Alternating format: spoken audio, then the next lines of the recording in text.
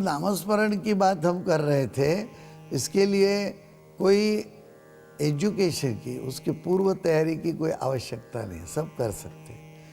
श्रवण हो, कीर्तन हो, कुछ सीखना पड़ता है कैसे करना, क्या करना।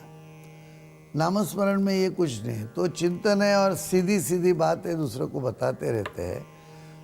तो एक काम और भी होता है कि जैसे हमारे मन में अलग अलग विचार और मन भटकता है, उसको एक जगह पर पकड़ के रखने के लिए वो नाम के जो ध्वनि लहरियाँ हैं वो, और उस पर जो हम सोचते हैं तो उसकी चिंतन की लहर जो शक्ति है, उसकी वेव्स है, वो हमको मन को इधर उधर नहीं जाने देती और एक जगह पर हमको रख सकती है। तो ये बहुत आवश्यक है कि नामस्मरण हो। अब नामस्मरण के बाद आ गया पाद सेवन।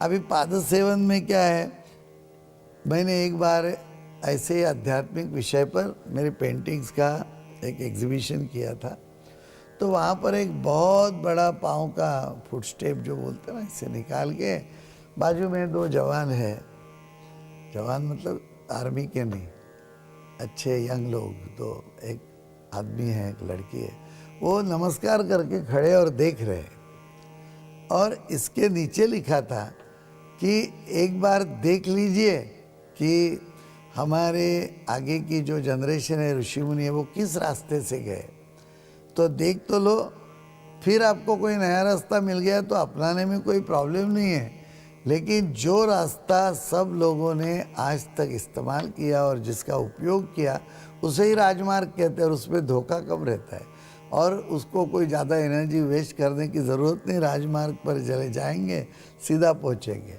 अपने आप को ढूंढना है कोई नया मार्ग तो बात अलग है। तो ये पाद सेवन का मतलब है follow the footsteps of our ancient people. इतना अच्छा कल्चर है, बहुत ही हमारी संस्कृति और परंपरा ये बहुत बड़ी है। तो ये संस्कृति और परंपरा को समझो, और ये कैसे का क्या करते थे, क्यों करते थे। अपनी ये जो नमो भारतम का ये जो कार्यक्रम है, उसमें जो हमारी प्राची काम कर रही है, यही काम है कि हमारे फुटस्टेप जो उनके थे उसका अभ्यास करें। देखिए, जंगल में गए तो चूहे इधर उधर घूमते होंगे, तो चूहे की भी कुछ निशान तो छूटते होंगे, कभी देखते क्या कोई, क्यों देखना है, चूहे इधर उधर दौड़ते हैं। लेकिन सिंह होगा, कोई बाघ होगा, तो उनके फुटस्टेप्स, और ये जो जंगल में घूमने वाले लोग हैं या तो उस पर अभ्यास करने वाले, वो पूरा जानते हैं कि ये कैसा है और कहाँ गया। ये तो दो फुटस्टेप जो उसके पाँव के निशान है, उस पर पहचान भी सकते कि ये सिंह अलग है, ये अलग है, ये दोनों एक के नहीं है। तो इतने तक पता चल सकता है। तो हमारी जो परंपरा है, ये हमारे बुज़ुर्गों की फुटस्टेप्स है, उनके पदचिन्ह हैं, उसका अभ्यास करो, कहाँ गए, कैसे करते थे। क्योंकि वो तो जीवन अच्छा बढ़ा के आज हमारे हाथ में दे के गए। महाराष्ट्र में हम अभी देखेंगे तो इतने सारे किले हैं, फोर्टेसेस ऐसे बांध के रखे बड़े बड़े, और इसके ऊपर कैसे तोहफे, बड़ी बड़ी चढ़ाई, ऊपर पत्थर कहाँ से लाए, कौन लेके गया, उस समय क्या क्रेन विन्स थी क्या, सब हाथ से करना पड़ता था। और क्रेन होगी तो भी खाली पुली होगी और बड़े बड़े कदम लगा के उससे ऊपर चढ़ाना पड़ता होगा। तो ये कैसे किया, समझो तो सही। तो बोले अभी क्या ज़रूरत है, अब तो क्रेन आ गई, क्रेन को पहले ऊपर तो ले जाना ही पड़ेगा। और आज तो हम अभी फोर्ट्स बनाते नहीं हैं, किले बना, काम कुछ नहीं उसका, क्या करेंगे। लेकिन ये बांधने के पीछे जो प्रेरणा थी और जो आइडियाज़ निकालते थे, जो सामूहिक कार्य का एक बहुत अच्छा नमूना था, उसका तो अभ्यास करना ही पड़ेगा। देखेंगे अगली बार।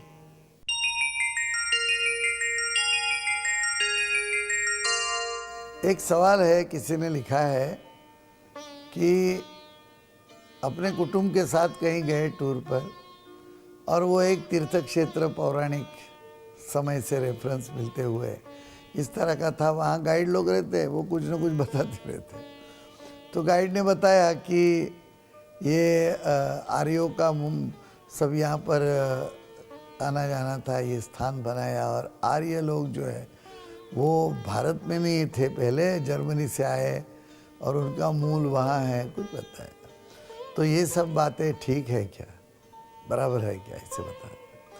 देखिए हमारे आजकल आप सुनते हैं कि नहीं कि गए 600 साल में समुंदर की पानी में कोई वृद्धि नहीं हुई, वो अभी ये 10 साल में एकदम वृद्धि हो रही है। समुद्र का पानी बढ़ रहा है ऊंची, क्योंकि पानी बढ़ रहा है मतलब है उसकी ऊंचाई आएगी।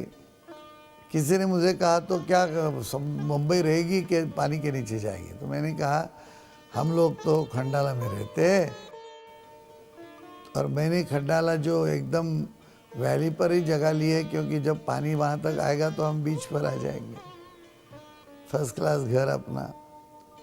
ऐसी नहीं वृद्धि हो रही, लेकिन वृद्धि हो रही है, हिमालय की ऊंचाई बढ़ रही है। तो इसका मतलब क्या है कि नीचे जो प्लेट्स है पृथ्वी के अंदर जो हिलती है और एक दूसरे पर जो रगड़ती है, तब भूकंप आदि आते हैं, आपने पढ़ा होगा। तो ये जो अंदर की जो चलन है उसका, अंदर जो हिल रहा है, उसके लिए आहिस्ता आहिस्ता आहिस्ता ऊपर आ रहा है। तो ये बाजू से नज़दीक आएंगे तो वो ऊपर जाएगा। तो इस तरह से ये पृथ्वी इतनी बदल रही है। और ये कभी की बात है, आर्य लोग आए या गए या जर्मनी से आए। उस समय जर्मनी था क्या? उस समय ये सब देश थे नहीं। तो कुछ अलग भौगोलिक रचना थी। और कल्प मतलब है कितने हजारों साल के बाद एक दफ़े बड़ा नुकसान होके सब पानीमय हो जाता है, फिर संस्कृति शुरू हो जाती है, फिर आगे सब मनुष्य मात्र जो है वो डेवलप होता है। तो कभी की बात है ये, ऐसा करने की और ऐसे बोलने की कोई ज़रूरत ही नहीं है। ये तो पता नहीं क्यों और कैसे ढूंढा होगा। हम भारतीय जो है वो यहाँ पर कहीं से आए होंगे, मतलब क्या है, सभी बाहर से आए होंगे क्या? नहीं, कुछ लोग तो यहाँ ही होंगे ना। लेकिन जैसे कहा कि यहाँ का अनुभव अलग है, यहाँ की शक्ति अलग है। यहाँ पर जब आदमी आंख बंद कर बैठता है तो उसका शांति का अनुभव अलग है। तो जिनको ये चाहिए था, और जो लोग अपने आप को हम कौन हूँ मैं, हु एम आई, ये ढूंढने वाले थे, उनको शांति से बैठना था, वो यहाँ आ गए। और जिनको नहीं ढूंढना था वो कहीं दूसरी जगह चले गए। कुछ लोग हैं, मैं जानता हूँ, प्राचीन मतलब एक 400-500 साल पहले, तो कहीं नदी के किनारे बैठ के सब सोना मिलता है क्या, कोई धातु मिलता है क्या, वो देखते रहते थे। कहीं जाके पर्वत में खोद के अंदर कोई गुफा में मिलता है क्या, देखते थे। अपना अपना इंटरेस्ट होगा, वैसे लोग जाते हैं। तो भारत में जो लोग आए वो भारतीय थे। और यहाँ का एक शब्द है कि एक जेंटलमैन जिसको बोलते हैं ना, एक सद्गृहस्थ सभ्य आदमी, ये सभ्यता जो है उसका ही नाम आर्य था। आपने देखा होगा कि पौराणिक जो हमारी कथाएं हैं, इसके अंदर स्त्री अपने पति को आर्य बुलाती थी। तो इसका मतलब क्या है कि आजकल जैसे पुराने जो लोग हैं वो पति को नाम से नहीं बुलाते थे, वो बोलते थे अहो, या सुना बालाजी के पिता बालाजी, इस तरह से बोलते थे। तो आर्य भी बोलते थे उस समय में। तो ये ऐसी सब बातें छोड़िए। ये एजेंट जो होते हैं वो क्या उस समय के एजेंट अभी तक है क्या?